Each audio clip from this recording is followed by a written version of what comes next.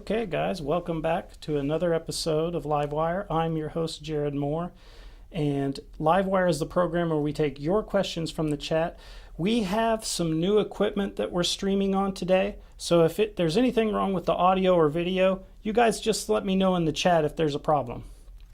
With that out of the way, on today's program, we have Mary Kathryn Nagle. She is a Cherokee, I just lost her. She is a Cherokee playwright and lawyer who has a new one-woman play that's coming out at River Spirit on July 9th. And I just lost her from the meeting, so we'll try to get that back. Oh, here she comes. She's coming back now. Okay, I'm not sure what happened, but I lost my connection. Yeah, you're back now. We're all right. Okay. Okay. Great. So, and I want to remind you guys that are watching, if you have any questions about the play or anything like that for Miss Nagle, just pop it there in the chat and we'll ask it.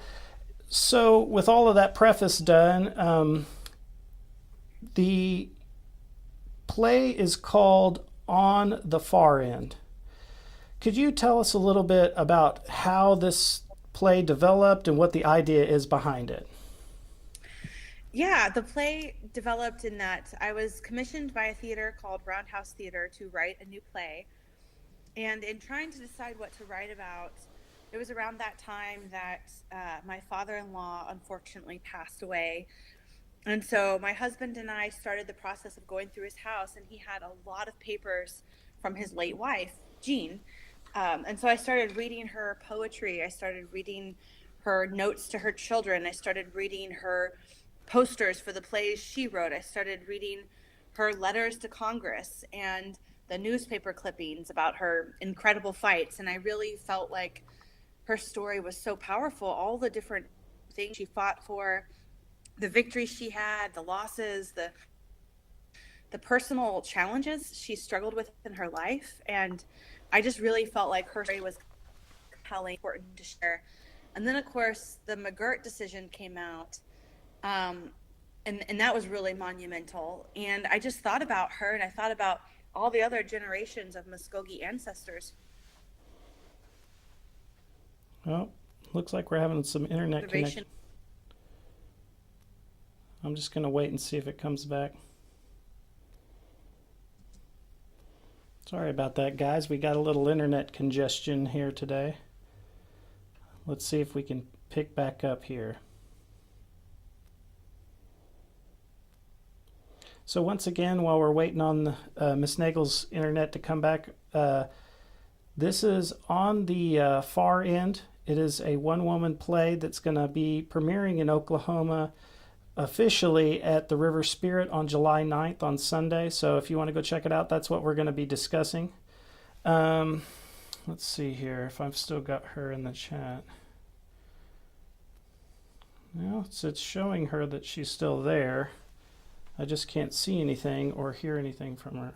Maybe it's going to come back soon. If you want to stick around to the end of the interview, we do have the first 2 minutes of the play that we're going to play as kind of a preview for you guys. There was a closed door preview that of the performance that Miss Nagle did at the Mvskoke Creek Nation Council House at Festival. It was only allowed for 30 people to see, so that's what you'll see. It'll look different at the River Spirit Casino. Let me see here if I'm still waiting on her to come back. Let's see. Maybe I should go ahead and play the trailer. I'm going to go ahead and play the trailer, I think. Yeah, on my end, it says that you are muted. Let me see if I can unmute you here. Well, it said that, but now it's not.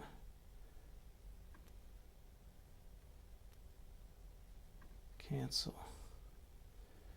She says that she can hear and see me, but we can't hear or see you. You're frozen up. Mary, if you can hear me, why don't you try to leave the meeting and come back in and see if that solves the problem, and we'll just hang out while you're doing that. In fact, I'm going to go ahead and play the excerpt from the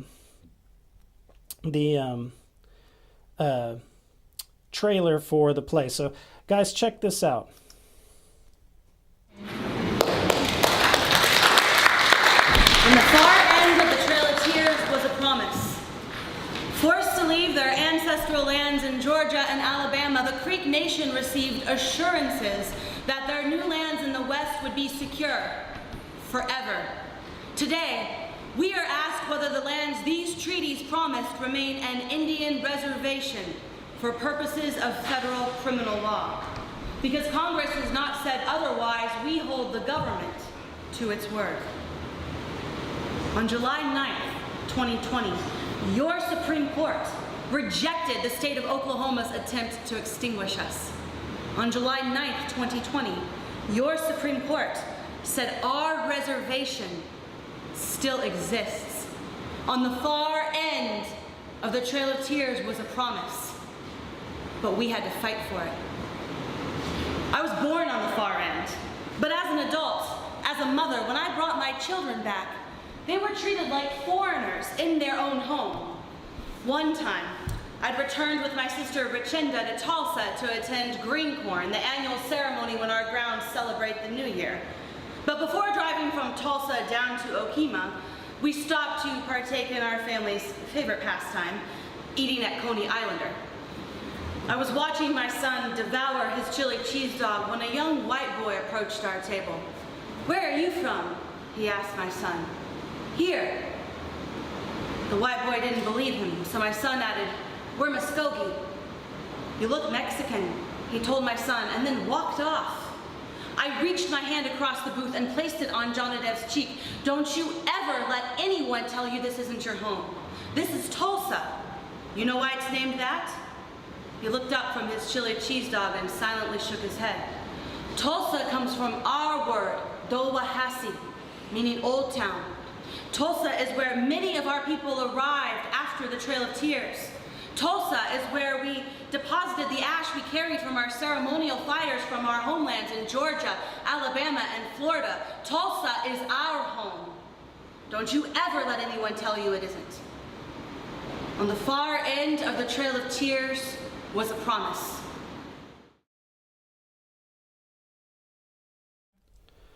All right, guys, we're back. That was the trailer for The Far End. It's just the first 2 minutes of the play. So we've got Miss Nagle back into the meeting. You were telling us how this came about when we lost the connection there. So could you just pick up from how the idea got brought to you?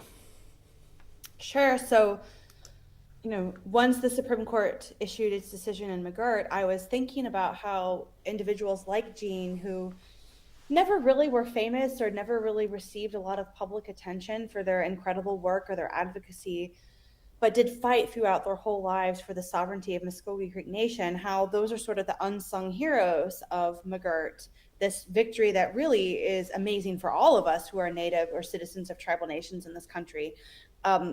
What a monumental victory. And so I really wanted to share her personal story and also to reflect on what McGirt means to someone like her, even though she's now passed on. I think it means a lot to all of the, Mvskoke people, but a lot of times the media or like what is covered in the news are the things that Governor Stitt says, or the sort of the sky is falling narrative from Oklahoma. Right. And it's not very often that you see news coverage of how does a Mvskoke individual feel about this Supreme Court case. And so I wanted to tell her personal life story, and it's bookended by the victory in McGirt, because I think that it's the generations of Mvskoke people like her that have made this victory possible. Absolutely. That's one of the things from recording the preview performance that you did at the council house that really impacted me was there's a firsthand account of a time period where you don't hear a lot of firsthand accounts from, because people are, traumatized or they just don't want to talk about it. And it's really great to get that stuff out there. One of the things that we were talking about too is, and this is, if you do decide to go see the play, there's some language in the play. There's some situations in the play that could be triggering for you, so it's something to keep in mind. What was the artistic process like for you in making the determination about what to put into the hour and a half and what to take out? It was a really tough decision because, like a lot of our lives, but there's so many compelling stories, dramatic moments. Jean and her family, the Hills. Her father was Wilburn Hill and her mother was Mary Hill. They really survived a lot of trials and tribulations. And Jean herself, worked on numerous different campaigns. I mean, the anti-Native mascot movement is really strong right now. Well, she was doing that back in the 50s and 60s, So I think that, but that's not really in the play. And so I couldn't include everything in the play. There wasn't space for it. And deciding what to keep in and what to take out was a very tough decision. And there were things that I took out. The theater was really encouraging me to get it down to an hour and a half and put some things out, and then had the realization that some of the things that I took out really needed to be put back in because they were very critical to the play. And so I ended up adding back in. So it was definitely a process. And it's only had one professional production. And, the next time it has a production, there'll probably be more changes to the script, because you learn a lot about it when you perform it for an audience. And so I'm still learning about it, and we'll probably still make some changes going forward. Yeah, and one of the things that's interesting about that too is, and we should mention while we're talking about this, that while this is the official Oklahoma premiere for the play, it's already shown and had a run at the Roundhouse Theater in Bethesda, Maryland, that got really great reviews from the Washington Post and a bunch of other outlets. What was that experience like doing this play? Because, this is no mean feat that you pull off here. You are giving a monologue basically of a person's life story for an hour and a half. The memorization alone is astounding. So what was that like at the Roundhouse? It was challenging. It was very challenging. I mean, it was wonderful in that pretty much every night the play got a standing ovation and the audience was really engaged. I mean, I would walk out into the lobby afterwards and people couldn't believe that it was all true, that these were all things that Jean lived through and experienced in her lifetime. People were really flabbergasted by that. And I think doing it here on the Mvskoke Reservation, I think people are going to be less flabbergasted because people are going to say, well, that's my story, or that's my auntie's story, or that's my dad's story, or that's my son's story, or whoever. It's just going to be, people are going to be very familiar with, they're going to feel a lot of kinship to her life experiences. But I think the thing with the audience in DC, which was largely non-native, it was a real eye-opener for them because, again, a lot of the things that people experience as Native people, not just Mvskoke people, but as Indian people, a lot of non-natives don't know about it. And so there's a lot of parts of this history that are American history that people don't know about. And people, I think, genuinely want to know. And so a lot of people in the lobby afterwards wanted to talk about it, wanted to learn more. And I will say the real challenge is, when you're up there for 90 minutes, you're delivering these stories that are challenging, emotional. It's hard to, if the audience, sometimes the audience would just sit and stare at me and they're not laughing or really reacting vocally. It can be really challenging to kind of just keep going. And some nights I thought, oh man, this audience doesn't like the play. They must hate it.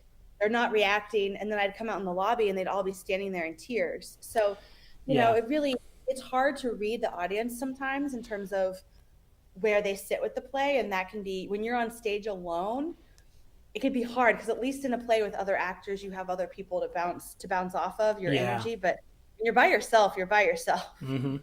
Well, and the content too can be like, if you don't have any idea what the boarding schools were like and things like that, can just be shocking. Like one of the reviews, I think it was the Washington Post, it might have been one of the other ones, was the person said, this was the first time they'd ever been in a play where they heard an audience member say, wow. And they weren't saying they were saying it like they didn't know anything about the traumatizing thing that was happening, which to me, that's one of the experiences that I had when I watched it. And I knew about a lot of the stuff, I was like, geez, Louise, it kind of impacts you. So you're kind of like slack jawed, when you hear it all together. What was the research process like for this, It was an incredible process because one, I got to go through a lot of her personal writings and read her actual handwritten notes, things that she wrote to advocate for what she was advocating for. I read letters to family members. So that was really personal and really touching. But I also found through the help of a friend who was helping us find my husband's father's will after he passed in March of 2020, we found a book that Jean's husband wrote about her, and the book is beautiful. It's like a 110-page love letter about Jean's whole entire life, and that book was immensely helpful because I had done a lot of speaking to different family members and gotten a lot of the oral history, but it's also just helpful too because sometimes when someone writes something down, some of these stories, it's like we knew a lot of it, but we didn't know all of it, or we didn't know when it happened, or we didn't know who else was involved because, just not all the bits and pieces were there. And so the book really helped make certain things concrete. There were certain versions of stories that were a little different in terms of what they told their children, as opposed to what Joy wrote in his book. And so that was really interesting to see those differences. And but really finding Joy's book that he wrote about Jean and reading that was really, really amazing. Awesome. Well, and I should mention to the audience, because I don't know if we caught it, this play is about the life and experiences of Jonodev Chadhuri, the MCN ambassador's mother. So could you talk a little bit about Jean? And there are a lot of pivotal moments where she seems to be at a fulcrum of history, but could you give some of the stuff that's going to be in the play, to give people an idea of like the times that it covers? Yeah, so she was born in the 1930s on the Mvskoke Reservation on her family's allotment, which at that point they called the 40 because probably for a lot of folks, you lost different parts of your land and different swindling and different horrible things that happened to take Stojati land. And so her family had 40 acres left in Okima, just actually south of what is now I-40. And she grew up there. And, I think when you listen to the oral histories, when you talk to family, when you read what she wrote, what her husband wrote, there were a lot of things about her childhood that were just absolutely joyous. I mean, she worshiped her older sister. She would talk about how at night the whole family would be on the front porch telling stories, and her dad would, capture a bunch of fireflies in a mason jar and then open it up and tell the story of the Milky Way. And they would have storytelling competitions. Her sister always told the story of Corn Woman. But at the same time, they, despite the love and joy they had together as a family, there was a lot of tragedy. And her sister died of tuberculosis at the age of 14. I'm sure that's a common thing in a lot of Creek families at that time, that in the 30s and 40s, the white medical facilities would not serve Indians. If you went to, the medical facility, they literally would not treat you. And so her sister was in treatment and died. Her brother, Leon, who was a pastor who would preach at the different Mvskoke Baptist churches in the area, also died of tuberculosis in his teens. And then she lost 2 other siblings. So she had 6 siblings, or there were 6 of them at that time in total, and 4 of the 6 had died by the time she turned 10. Wow. She was taken by the BIA and sent to the Eufaula Indian boarding school when she was 10. And, where she was like many other Indigenous children, beaten when she spoke her language. She ended up running away from that school 8 times, and 7 times they caught her. They chased her with dogs. They, beat her just like they beat a lot of other children. But on the 8th time, she made it all the way. She ran all the way from Eufaula to her family home in Okima on their allotment. And so she's got all these incredible stories of trials and tribulation. And then as she becomes an adult, again, her life wasn't always easy. She ran away from home as a teenager because when she was her family moved to Tulsa, and she was constantly, called the N-word by white girls in the Tulsa school district. And so finally she just ran away. And, she ended up, getting her GED. She, didn't graduate from high school in a traditional sense, but got her GED, married the love of her life, who was a first-generation immigrant from Bengal. And as he moved through his career and worked at different universities, she connected with Native community everywhere she went around the country, and did community organizing and fought for human rights for Native people everywhere she went, and won some pretty incredible victories when you look at the different things that she was able to achieve. But the other thing is that she was a playwright. She wrote plays, and she would bring the community together. In fact, we were just at Nyaka this weekend and talking with folks there about the play about Jean, and one of our really good friends there remembered when she presented one of her plays at festival, I think in the 1980s. Yep. And so there might be people here who are watching or who come see the play that maybe saw one of her plays. She wrote a lot of different plays and involved a lot of community members in those plays. And so she really did a lot to bring about healing for the Native community, in addition to social justice change.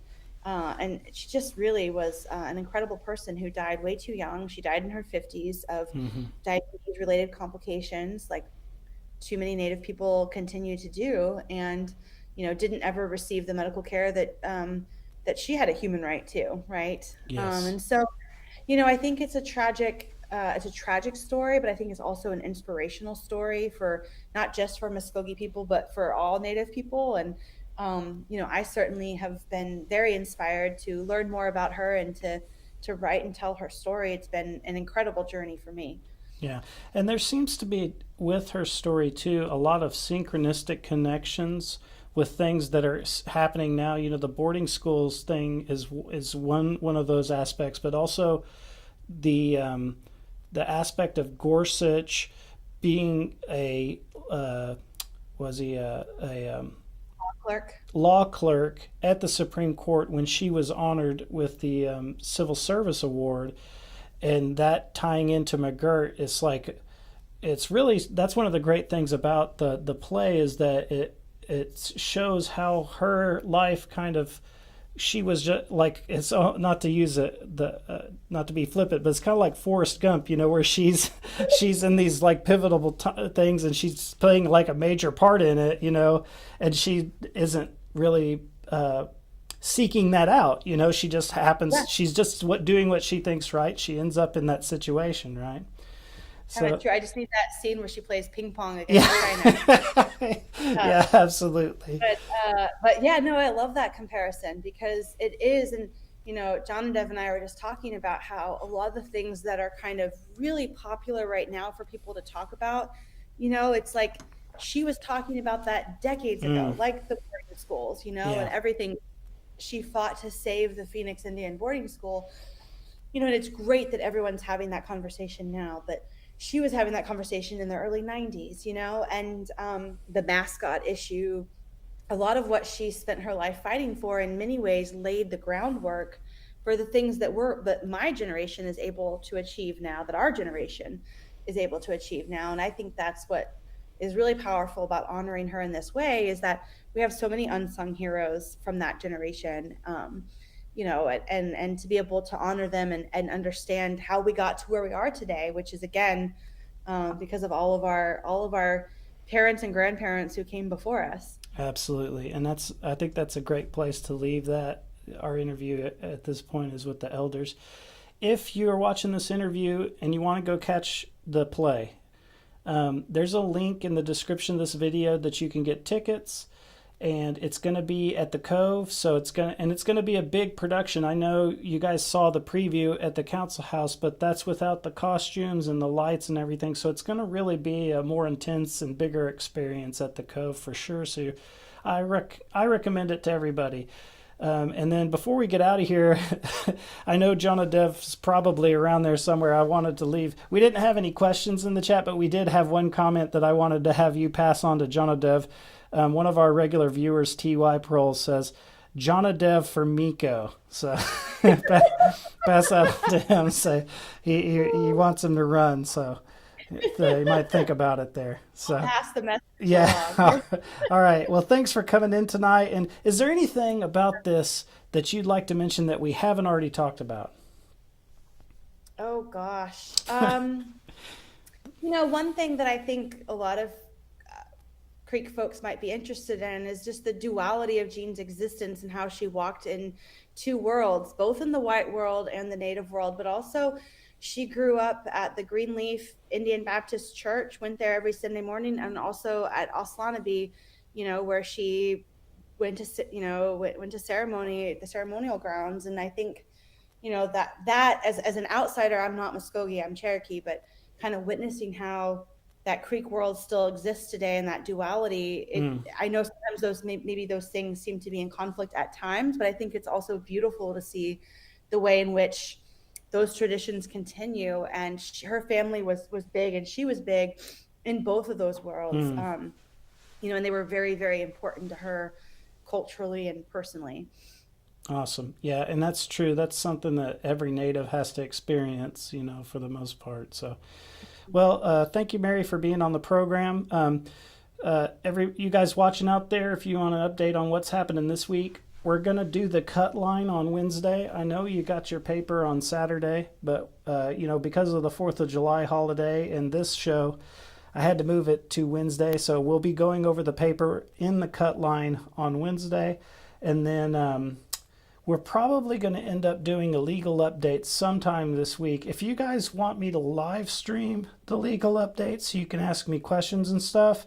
Go ahead and post a comment in this video's comment section saying, yes, we want a live stream so you guys can chime in. Or if you want just a regular video where you just watch the video and get the information, we could do it both ways. So let me know what you guys like. And with that, once again, thank you so much for being on the program, Mary, and we'll see you guys later. Chihichoth, Lees. Ado.